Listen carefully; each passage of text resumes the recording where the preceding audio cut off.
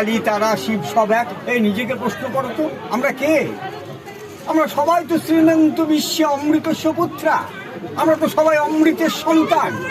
ওই স্বার্থ সিদ্ধি চরিতার্থবর্তী হোক, কর্ম অনুসারী হোক, আমরাই কিন্তু শ্রেণীবিন্যাস করেছি কি না, ব্রাহ্মণ ক্ষত্রিয় বৈশ্য শূদ্র। এই যে গলায় আমার পৈতাটা দেখছো, আমি কি ব্রাহ্মণ? আমি ব্রাহ্মণ নই। তর্কের খাতিরে বলো, এই ভচ্চাল তোমার বড় বড় কথা গলার পৈতাটা ফেলে দিয়ে সোগা। কেন ফেলবো? কথাটি আছে, বেদক পঠন ব্রাহ্মণ ব্রহ্ম জানতি যশ, যার ব্রহ্মজ্ঞান হয়েছে সেই তো ব্রাহ্মণ। আর আমার ব্রহ্মজ্ঞানী তো হয়নি। আমার যদি ব্রহ্মজ্ঞানী হয়ে থাকে, তাহলে আমার মতো পৈতাধারী অহংকারী ব্রাহ্মণ ওই বেলুর মঠ সারগাছি নরেন্দ্রপুর মিশনে গিয়ে বাবা কাকে পুজো করছে? ওই নরেন্দ্রনাথ দত্তকে, বিবেকানন্দ দত্ত কাস্ত ছেলেকে কেন পুজো করছি? কেন পুজো করছি গোয়ালার ছেলে কৃষ্ণকে? কেন পুজো করছি তিনি ছেলে তৈলঙ্গ স্বামীকে? কেনই বা পুজো করছি রামচন্দ্রকে, ক্ষত্রিয়ের ছেলে? কেনই বা পুজো করি ওই হয় দানবের নাতি বিশ্বকর্মাকে? কারণ তা নয়, উনি ব্রহ্মজ্ঞান লাভ করেছেন, উনি ব্রাহ্মণ। তুমিও ব্রহ্মত্ব অর্জন করতে পারলে তুমিও ব্রাহ্মণ। তাহলে আমরা এক বাক্যে জানি যে কালী বিভিন্ন রকমের হয়, সবই কিন্তু সাধকানাংহৃতার্থায় ব্রাহ্মণ রূপকল্পনা। সাধকদের হিত বা মঙ্গলার্থে আমরা ব্রহ্মের যে কোনো একটা রূপ দেখি। যেমন মহাকাল, মহাকালং যজেদ ব্যয় দক্ষিণে ধূম্রবর্ণাকং বিভ্রত দণ্ড খট্রাঙ্গ দ্রংষ্টাভিমুখম শিশুম। ওই মহাকালের উপর মায়ের যখন দক্ষিণ পাটা থাকে, ডান পাটা থাকে, তোমরা সবাই কিন্তু দেখো দক্ষিণা কালী। কারালাবদেন্যাঙ্ঘোর মুক্ত কেশী চতুর্ভুজা। সেই কালীর কিন্তু হাত তো দেখেছো চারখানা। আমি যদি জিজ্ঞাসা করি, বাবা বলো তো চারখানা হাতের মানে কি, হয়তো সদুত্তর পাবো কিনা জানি না। ওই যে পূজারী, আমি কাউকে পুরোহিত বলি না। পরের হিত বা মঙ্গলের জন্য আমাদের জন্ম হয়নি। আমাদের জন্মটা হয়েছিল উজ্জয়িনীতে, পাটলিপুত্রে। আমি কিন্তু চাল কলা কাপড় গামছা সোনা দানা খাবার জন্যে এই পশ্চিম বাংলার বুকে এসছি। আমি পূজারী।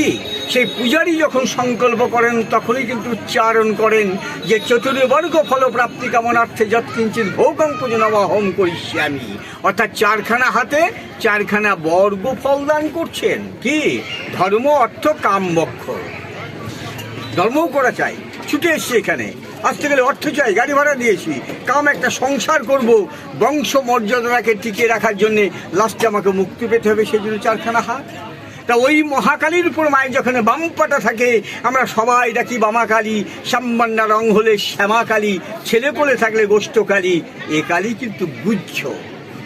গুহ্য শব্দের অর্থই একান্ত গোপনীয়তা, হঠযোগ, গুহ্য তত্ত্ব, যেটা আমরা গোপন কালী বলি। অর্থাৎ এই যে কুলকুণ্ডলিনী সবারই আছে, শুধু আমাদের নয় গো, প্রতিটা মেরুদণ্ড প্রাণীরই আছে। কিন্তু কোথায় আছে জানি না, জানার চেষ্টাও তো করি না। আরে আমরা জানি আমাদের দেহে কটা দ্বার আছে, কটা চক্র আছে, সব জানতা ফলবালা নই। আমার দেহে বহিরাঙ্গে আছে নবদ্বার। দুটো নাকের ফুটো, দুটো চোখ, দুটো কান, একটা মুখ, একটা লিঙ্গমূল, একটা পায়ু ছিদ্র, অন্তরঙ্গে ছটা, মূলাধার স্বাধিষ্ঠান, মণিপুর অনাহত বিশুদ্ধা, দ্বিদল সহস্রাদল। দ্বিদল মানে আজ্ঞাচক্র, দেবাদিদেব মহাদেব, তারাকালী, দুর্গা ইত্যাদি। আর ওই যে বাবা কুলকুণ্ডলিনী, চারখানা পদ্মের পাপড়ি আছে। বাস করছেন ব্রহ্মা, বিষ্ণু, সরস্বতী। তার থেকে 2 আঙুল উপরে স্বাধিষ্ঠান জলাধার, যেখানে বাস করছেন স্যাংভুলিঙ্গম। তার 2 আঙুল নিচে আছে জনিপদ্ম বা পদ্মকমল। ওই জায়গাতেই কুলকুণ্ডলিনী। বাবু কেচর মতো আড়াইটি পাট্টায় জাতপুচ্ছ মুখে সুষণ মাদ্দারটাকে, অর্থাৎ বাম সাইডটা ইরা, দক্ষিণ সাইডটা পিঙ্গলা, মিডিলটা সুষণমা। সেই সুষণমা ছিদ্রটাকে রুদ্ধ করে নিম্নমুখী হয়ে আমাদের ক্ষেত্রে ঘুমাচ্ছেন, আমরা জাগাতে পারছি না। যার জন্য তো আমরা চুরি ডাকাতি বদমাশি নোংরামি করে বেড়াচ্ছি। মার ক্ষেত্রে জাগ্রত, যার জন্য ফনার মুখটা কিন্তু ঊর্ধ্বমুখী, আমার কিন্তু নিম্নমুখী। তা গাড়িটার মধ্যে কি দেখবে? চতুর্দিক না গোফনা বেষ্টিতাম, অর্থাৎ চারিদিকে সাপের ফনায় বেষ্টন করে আছেন যিনি। মাথাটায় গিয়ে লক্ষ্য করেছো? মাথায় গিয়ে দেখো সহস্র ফানা সঙ্গে জিপ্তাঙ্গামানান্তাঙ্গি শিরোপরি, অর্থাৎ শিরের উপরটা লক্ষ্য করবেন, দেখবে 1000 সাপের ফনার মুকুট বা চূড়া। কেন হলো যাচ্ছে পরে। আদারওয়াইজ কান দুটো লক্ষ্য করো তো, কানে গিয়ে দেখো 2 বাচ্চা ছেলের দুল। It is my own conception. পুরুষ প্রকৃতি, মাঝে প্রসবিনী, সন্তান বৎসলা, সেটা প্রমাণ করাচ্ছেন ওই কাম দিয়ে সন্তান প্রসব করে। কাম দিয়ে সন্তান হয়, কর্ণের জন্ম হয়েছিল কুন্তির কান্দে কানিন পুত্র, মধুকৈটবে জন্ম হয়েছিল বিষ্ণুর কর্ণের ময়লা দিয়ে, জাহ্নবীর উরুবা জাং দিয়ে, গণেশের দুর্গার ময়লা দিয়ে, কুশের কুশঘাত দিয়ে, ব্রহ্মার বিষ্ণু নাভিকুণ্ড দিয়ে, অন্ধাসুরে জন্ম হয়েছিল শিব ও দুর্গার ঘাম দিয়ে। কিভাবে হলো? ওটা যদি হয়ে থাকে এই কাম দিয়ে সন্তান হওয়াটা বাস্তব। আমরা আর কি দেখবো? না গো যজ্ঞ পবিতাঙ্গেং না গো শয্যা ঋষি ঋষিং, শয্যা বিছানা বা গদি কার? সাপের উপবিত পইতে, সেটাও কিন্তু সাপেরই পইতে। অনন্ত নাগ এবং তক্ষক রাজ, সাপেদের যে রাজা, মায়েরা যেটা শাখা বা চুরি পড়েন, দু হাতে সাপের বলয়। এই কামটা বীজ হচ্ছে মণ্ডমালা, বনমালা মহোদরিম, অর্থাৎ বনের যে কোনো মালা মায়ের প্রিয়। তাই আস্তে আস্তে ঊর্ধ্বমুখী হয়ে মাথায় গিয়ে মিলিয়ে গেছেন বলেই কিন্তু হাজার সাপের ফোনা ধরেছেন। ধরেই বলছেন সো অহম, যেটা জন্মের পর থেকে আমরা ঈশ্বর সাধনা করছি।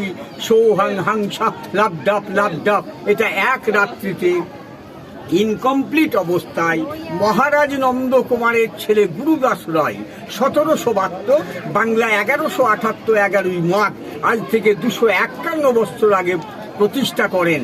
যে নন্দকুমারকে 1775 খ্রিস্টাব্দে 5ই আগস্ট কলকাতার হেস্টিংসে ভগৎ সিং এর আগে প্রথম ফাঁসি হয়েছিল, তারই ছেলে গুরুদাস রায় এটা প্রতিষ্ঠা করেছিলেন।